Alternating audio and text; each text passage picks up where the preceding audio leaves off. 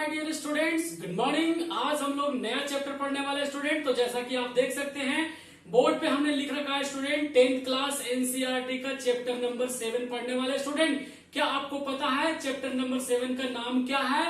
Coordinate geometry नाम है student. क्या नाम है? Coordinate geometry. यदि बात करें कि कोऑर्डिनेट ज्योमेट्री को हिंदी में क्या बोलते हैं सर, तो यहाँ पे देख सकते हैं निर्देशांक ज्यामिति।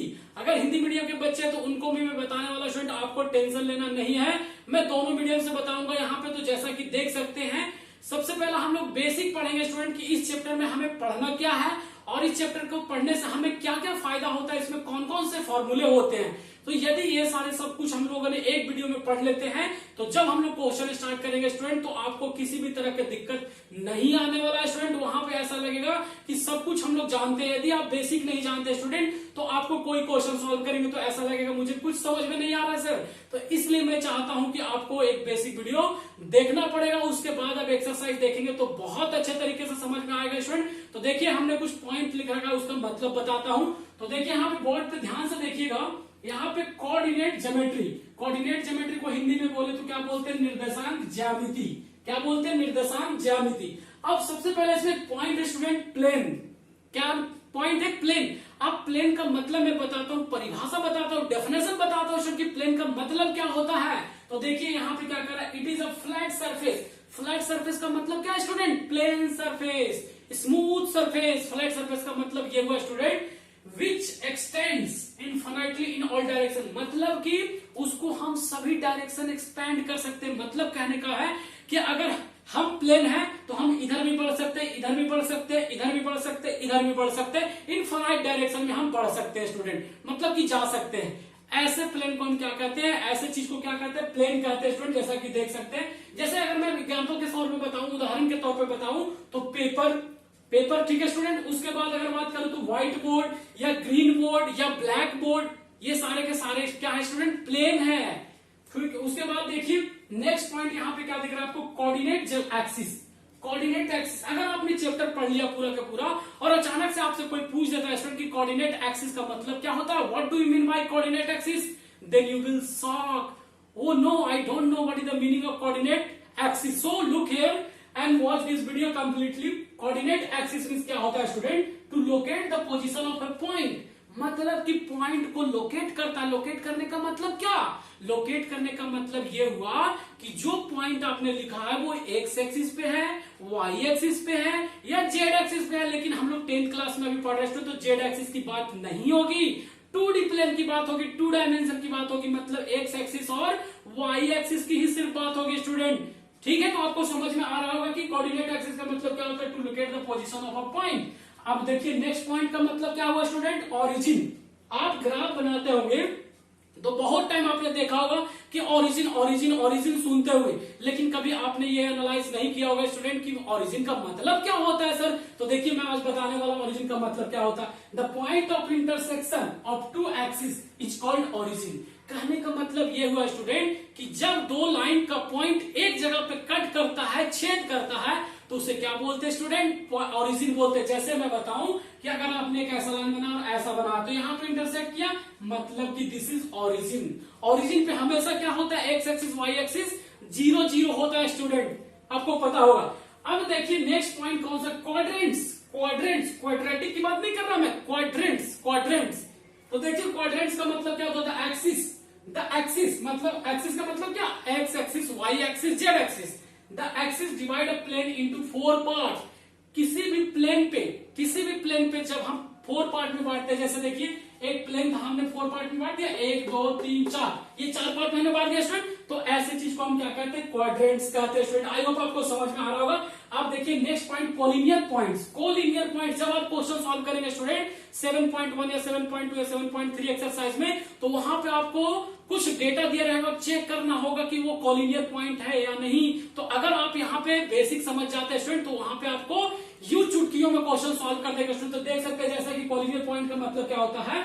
इफ यदि 3 और मोर पॉइंट्स, यहाँ पे मोर छूट गया स्टूडेंट, 3 और more points lie on the same line. मतलब कि एक ही लाइन में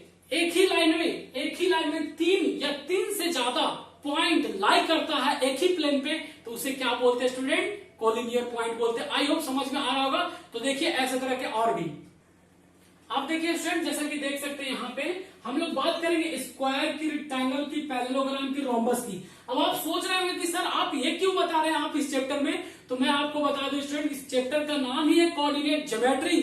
तो ज्योमेट्री का मतलब क्या होता है, किसी भी पॉलीगन का डिजाइन करना। तो ये सारे के सारे पॉलीगन के ही अंदर आ रहे हैं स्टूडेंट, क्लोज पॉलीगन। तो यहाँ पे सबसे पहले आपको मैं इसलिए बताना चाहता हूँ कि स्क्वायर क्या है, रेक्टेंगल क्या है, रोम्बस क्या है, इसलिए बताना चाहता हूं कि जब आपको क्वेश्चन दिया रहेगा उसमें कोऑर्डिनेट भी दिया रहेगा और आपको चेक करके बताना होगा कि ये रेक्टेंगल है कि स्क्वायर है कि रोम्बस है कि पैरेललोग्राम है।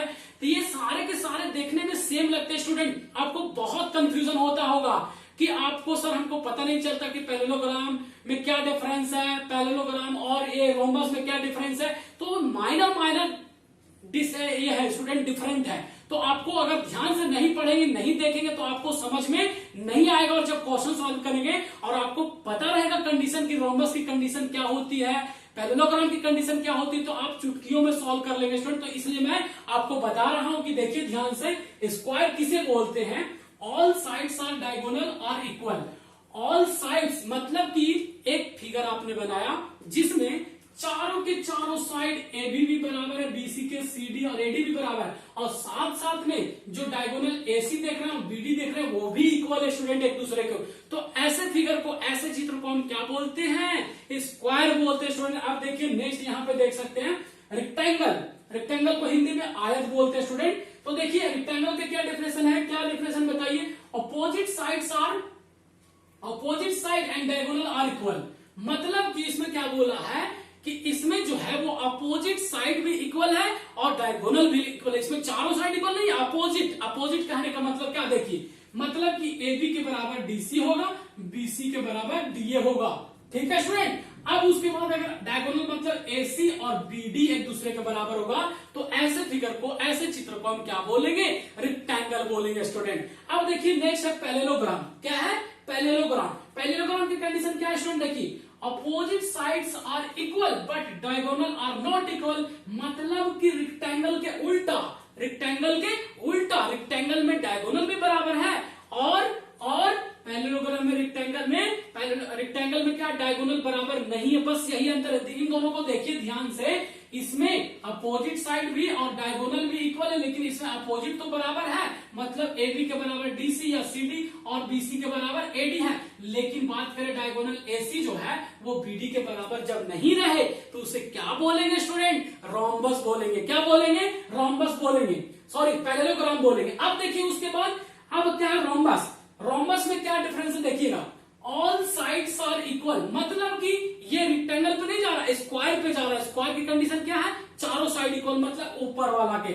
All sides are equal but diagonal are not equal. इसको दोनों को डेफिनेशन देखने के बाद हो सकता है पैरेललोग्राम और रोम्बस में आप कंफ्यूज हो स्टूडेंट। ध्यान से देखिए, इसमें अपोजिट साइड इक्वल होता है और रोम्बस में ऑल साइड इक्वल होता है, बट आपको डायगोनल इक्वल नहीं होता। कहने का मतलब ये है स्टूडेंट, AB जितना होगा उतना CD होगा, उतना ही BC होगा, उतना ही AD होगा, बट डायगोनल AC जो होगा वो BD के बराबर नहीं होगा। तो आप उसे क्या बोलेंगे स्टूडेंट, रोम्बस बोलेंगे। आई होप आपको समझ में आ गया होगा। अब चलिए देखते हैं हम लोग फॉर्मूला। अब हम लोग देखेंगे स्टूडेंट फॉर्मूले, जो कि इस चैप्टर में जितने भी फॉर्मूले यूज होने वाले हैं सब के सब फॉर्मूले में बताने वाला हूं स्टूडेंट। अगर आप ध्यान से देखते हैं तो आपको सारे फॉर्मूले याद भी करवा दूंगा स्टूडेंट। इस वीडियो को पूरे अंत तक आप देखते रहिए, आपको सारे क्वेश्चन आसान लगने लगेंगे। तो देखिए जो सबसे मेन फॉर्मूला, जो सबसे बेसिक फॉर्मूला और फर्स्ट फॉर्मूला, उसका नाम है स्टूडेंट, उस फॉर्मूला का नाम है डिस्टेंस फॉर्मूला। क्या नाम है स्टूडेंट, डिस्टेंस फॉर्मूला। अगर इसको हिंदी में बात करें स्टूडेंट तो बोलते हैं दूरी सूत्र। क्या बोलते हैं, दूरी सूत्र। तो देखिए डिस्टेंस फॉर्मूला कैसे निकलता है स्टूडेंट, फिगर के साथ मैं बताना चाहता हूं। This is a line and point, this is A and this is B। यहाँ पे कोऑर्डिनेट मान लीजिए x1 एक्सिस कॉमा y1, यहाँ क्या मान लेता हूं x2 कॉमा y2। ठीक है स्टूडेंट, कोई दिक्कत इतना में नहीं होना चाहिए। आप ध्यान दीजिएगा, यदि इसके डिस्टेंस निकालने बोलता है, मतलब पॉइंट A से B का डिस्टेंस निकालने बोलता है, तो आप फॉर्मूला क्या लगाएंगे स्टूडेंट, AB। अगर यहाँ पे P रहेगा, यहाँ पे Q रहेगा तो PQ लिखेंगे। अगर यहाँ पे AB है तो AB लिखा, अगर यहाँ पे कोई और डिजिट लिखा रहेगा, लेटर लिखा होगा तो वही लिखेंगे स्टूडेंट। उसके बाद ध्यान दीजिएगा, यहाँ पे कि कैसे फॉर्मूला बनता है। आप सबसे पहले रूट डाल दिया, इसका रूट का साइन स्टूडेंट देखिएगा ध्यान से, यहाँ पे x2 है और यहाँ पे x1 है, मतलब कि आपको ऐसा करना है x2 minus x1 to the power whole square plus फिर डालना बीच में, फिर y2 की बात करेंगे यानी कि y2 minus y1 to the power whole square. Student देखिए आपको समझ में आ रहा है, ये दूरी का फॉर्मूला हो गया। तो दूसरा देखते हैं स्टूडेंट, आप देखेंगे स्टूडेंट सेक्शन फॉर्मूला। कौन सा फॉर्मूला? सेक्शन फॉर्मूला, जो कि देखिएगा ध्यान से कैसे बनता है। यदि आप फॉर्मूले से समझ जाते हैं स्टूडेंट तो वहां पे आपको क्वेश्चन जब सॉल्व करेंगे हम लोग तो आपको समझने में फिर दिक्कत नहीं होगा स्टूडेंट। तो देखिए सेक्शन फॉर्मूला का फिगर सबसे पहले मैं बताता हूं। ऐसा मान लिया this is A point and this is B point and this is T point, कोई दिक्कत इतना स्टूडेंट नहीं। अब ए पॉइंट पे देखिए कोऑर्डिनेट मानेंगे x1, y1, बी पॉइंट पे क्या मानेंगे x2, y2 और पी पॉइंट पे क्या मानेंगे x, y। ठीक है स्टूडेंट, ये तीनों के तीनों पॉइंट अलग है कोऑर्डिनेट। देखिए x1 है, y1 है, यहाँ x, y ओनली है और यहाँ x2, y2 है। उसके बाद यहाँ पे देखिए रेशियो मानना पड़ता है स्टूडेंट, m रेशियो n। ठीक है स्टूडेंट, कोई दिक्कत इतना में नहीं। अब उसके बाद ध्यान दीजिएगा, आप चाहे तो ऐसा भी लोकेट कर सकते हैं स्टूडेंट। ये सेक्शन फॉर्मूला मैं बता रहा हूं, ध्यान से देखिएगा कि फॉर्मूला कैसे बनता है। यदि आप फॉर्मूला बनाना सीख जाते हैं स्टूडेंट तो आपको रटने की जरूरत नहीं है स्टूडेंट। ध्यान से देखिए, सेक्शन फॉर्मूला अगर आप लिखना चाहते हैं तो यहाँ पे P लिखेंगे, उसके बाद यहाँ पे क्या है कोऑर्डिनेट x, y है। अब देखिए स्टूडेंट ध्यान दीजिएगा, हमने बिग ब्रैकेट लगा दिया। देखिएगा ध्यान से, इस m को, m के जगह पे कोई नंबर लिखा रहेगा स्टूडेंट और ये सब के भी जगह पे नंबर कोई लिखा रहेगा, मतलब कि m को आप x2 से मल्टीप्लाई करेंगे। यहाँ देखिएगा m को x2 से मल्टीप्लाई करेंगे तो mx2 हो गया, फिर बीच में आपको प्लस डालना है, इंटरनली के लिए कर रहा हूं। फिर n को x1 से मल्टीप्लाई करना है तो क्या हो जाएगा n x1 और डिवाइड बाई क्या हो जाएगा, डिवाइड बाई जो रेशियो उन दोनों को प्लस करना, मतलब कि m प्लस n, कॉमा बीच में डालना है, कोई दिक्कत इतना में नहीं। उसके बाद m को x2 से तो हो गया, m को y2 से मल्टीप्लाई करेंगे तो यहाँ पे क्या हो जाएगा m y2, फिर प्लस n को y1 से मल्टीप्लाई करेंगे तो n y1 डिवाइड में रेशियो का प्लस, मतलब कि m plus n। I hope आपको समझ में आ रहा होगा स्टूडेंट। ये जो आपको फॉर्मूला कब लगाना है, जब क्वेश्चन में बोलेगा इंटरनली, क्या बोलेगा इंटरनली। देखिए जो कि हम यहाँ पे लिख देता हूं इंटरनली, इंटरनली। ठीक है स्टूडेंट, जब आपको इंटरनली बोलेगा तो आपको ये फॉर्मूला लगाना है, और जब आपको क्वेश्चन में बोलेगा एक्सटर्नली, एक्सटर्नली तो क्या करना है, जहां पे प्लस है वहां पे आपको माइनस कर देना, बस यही अंतर है स्टूडेंट। तो देखिएगा ध्यान से, मैं लिख रहा हूं वापिस से एक्सटर्नली के लिए, तो यहाँ भी x, y ही होगा और यहाँ पे भी क्या होगा बिग ब्रैकेट ही होगा स्टूडेंट। ध्यान दीजिएगा, यहाँ पे क्या हो जाएगा देखिएगा m x2 और फिर n x1 और डिवाइड बाई क्या यहाँ पे m और n। कहने का मतलब है कि मैं रेड पेन से आपको दिखाता हूं कि अंतर क्या है, यहाँ पे माइनस और यहाँ पे माइनस। फॉर्मूला सेम है स्टूडेंट, बस यहाँ पे प्लस है और यहाँ पे माइनस है, किसमें एक्सटर्नली वाला में। फिर कॉमा अगर यहाँ पे देखिए ध्यान से, m y2 वही रहेगा और यहाँ पे n y1 वही रहेगा और डिवाइड में m और n वही रहेगा। लेकिन स्टूडेंट एक्सटर्नली में आपको प्लस के जगह पे माइनस माइनस करना है स्टूडेंट। आई होप आपको समझ में आ गया होगा कि सेक्शन फॉर्मूला क्या होती है और इंटरनली और एक्सटर्नली क्या होती है। समझ में आ गया स्टूडेंट, ये एक्सटर्नली है। आई होप समझ में आ गया होगा आपको। अब देखिए स्टूडेंट, हम लोग मिड पॉइंट फॉर्मूला देखेंगे। कौन सा फॉर्मूला, मिड पॉइंट फॉर्मूला। देखिएगा ध्यान से, मिड पॉइंट फॉर्मूला क्या होता है स्टूडेंट। अगर आप सारे के सारे फॉर्मूला अच्छे से याद कर ले स्टूडेंट तो आपको क्या होगा, आपको क्वेश्चन बनाने में बहुत इजी होगा स्टूडेंट। मिड पॉइंट फॉर्मूला क्या होता है देखिएगा ध्यान से, जैसे हमने एक लाइन में ले लिया a and b and this is p point. यहाँ पे कोऑर्डिनेट मान लीजिए this is x1, y1 and this is x2, y2। ठीक है, और ये क्या है x, y। तो मिड पॉइंट का जब फॉर्मूला लिखेंगे तो क्या होगा स्टूडेंट, ये जो p दिख रहा है यहाँ पे लिख दीजिए x1, x, y is equal to big bracket. देखिए कैसे निकलता है student mid point, x1 plus x2, x1 plus x2 divide by 2। ठीक है स्टूडेंट, कॉमा फिर y1 plus y2 divide by 2। ये मिड पॉइंट का फॉर्मूला है स्टूडेंट। तो नेक्स्ट फॉर्मूला देखते हैं अब देखिए student, area of triangle formula, जो बहुत ही इंपॉर्टेंट है स्टूडेंट। एक क्वेश्चन तो आपको शायद इस पे बोर्ड में आता ही आता एरिया ऑफ ट्रायंगल फॉर्मूला, जो कि अगर इस फॉर्मूले को आप समझ जाते हैं स्टूडेंट तो आपको रटना नहीं पड़ेगा, और अगर आप समझते नहीं है स्टूडेंट तो आपको रटना पड़ेगा। मैं कोशिश करूंगा कि आपको रटने की जरूरत नहीं पड़े स्टूडेंट। देखिए ध्यान से यहाँ पे कि फॉर्मूला बनता कैसे स्टूडेंट। एक ट्रायंगल हमने बना लिया, this is A, this is B and this is C. इसका कोऑर्डिनेट मान लीजिए स्टूडेंट x1, y1, ठीक है स्टूडेंट। इसको मान लेता हूँ x2, y2, इसको मान लेता हूँ x3, y3। कोई दिक्कत है स्टूडेंट इतने में? नहीं। अब ध्यान दीजिएगा कि आपको एरिया का फॉर्मूला कैसे निकलता है, बहुत अच्छे तरीके से ध्यान दीजिएगा स्टूडेंट। एरिया का फॉर्मूला कैसे निकलता है, 1/2 ब्रैकेट, ठीक है। इतना लिख के स्टूडेंट देखिएगा ध्यान से। आप x1 को कॉमन ले लीजिए, क्या करिए, x1 कॉमन ले लिया तो मतलब कि ए पॉइंट से कॉमन ले लिया x1, तो इन दोनों की बात होगा। अब इन दोनों में क्या होगा स्टूडेंट, देखिए y2 माइनस y3, क्या होगा स्टूडेंट, y2 माइनस y3, ध्यान दीजिएगा। उसके बाद फिर क्या करते हैं, x2 को कॉमन लेते हैं, प्लस लेकर के x2 कॉमन ले लिया, तो मतलब कि b से कॉमन लिया तो c और a की बात होगा, मतलब y3 में से y1 चला जाएगा, यानी कि y3 माइनस y1। कोई दिक्कत है स्टूडेंट में? नहीं। फिर प्लस डालिए, फिर यहाँ पे कितना x3 है तो x3 लिया, कोई दिक्कत। फिर अब जब आप c से कॉमन निकाले हो तो आपको a और b की बात होगी, तो a में क्या है देखिए y1 और b में कितना है y2 इज इक्वल टू, देखिए स्टूडेंट फॉर्मूला बन गया।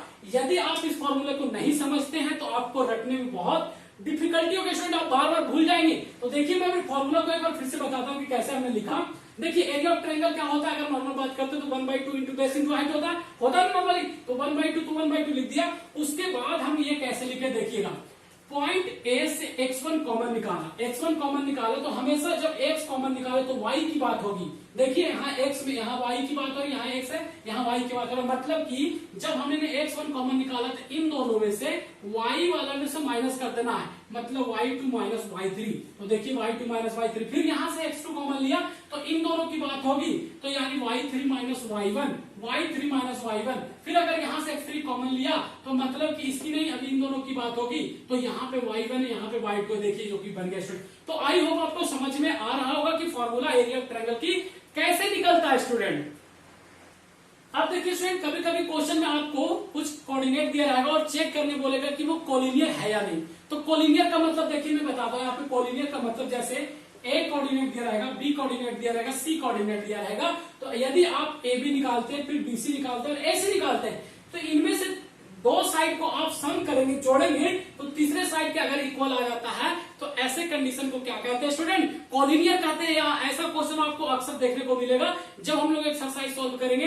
तो आई होप, आशा करता हूं स्टूडेंट कि ये वीडियो आपको अच्छा लगा होगा। यदि अच्छा लगा है तो आप कमेंट करके जरूर बताएं स्टूडेंट कि कहाँ पे आपको कौन सा टॉपिक समझ में आ रहा है, कौन नहीं आ रहा स्टूडेंट। तो अगर आप बताएंगे तो मुझे अच्छा लगेगा और पता चलेगा कि आपको कितना समझ में आ रहा है स्टूडेंट। और यदि आपको वीडियो में पूरे के पूरे समझ में आ गया है, वीडियो पसंद आया स्टूडेंट, तो आप लाइक करिए, कमेंट करिए, अपने दोस्तों के साथ शेयर करें स्टूडेंट। तो चलिए फिर मिलते हैं नए वीडियो के साथ।